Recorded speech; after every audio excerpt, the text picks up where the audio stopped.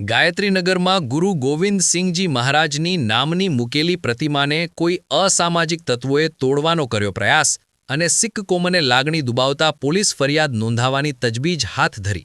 હાલ ઘટના સ્થળે પોલીસે પહોંચી આગળની કાર્યવાહી હાથ ધરવામાં આવી છે.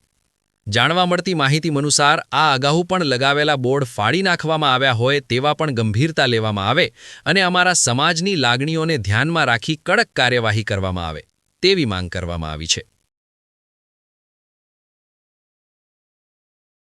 ધાર્મિક લાગણી દુભાય અમારી અને એકબીજા ઉપર જે કોમમાં જેવું વાતાવરણ ઊભું કરવું એ કામ કરવા. ધાર્મિક લાગણી દુભાય અમારી અને એકબીજા ઉપર જે કોમમાં જેવું વાતાવરણ ઊભું કરવું એ કામ કરવા.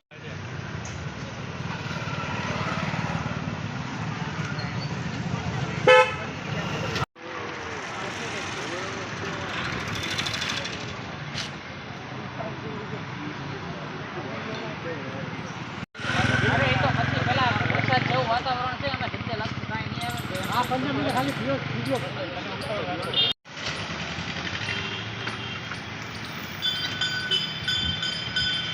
નામને પરિચય. મારું નામ ભરતસિંહ થાવરાણી. હું ભાવનગર સત્કાર શિક્ષક સેવા સમિતિનો પ્રેસિડેન્ટ બોલું છું. આજે ભાવનગર ખાતે ગાયત્રીનગરની અંદર આવેલ સમર્પણ ચોકની અંદર જે ચોકનું નામ રાખેલું હતું શ્રી ગુરુ ગોવિંદસિંહ મહારાજ ચોક, એ ચોકની જે તકતી છે એ તકતીને ખંડિત કરવામાં આવી છે ગઈકાલે કોઈ અસામાજિક તત્વો દ્વારા.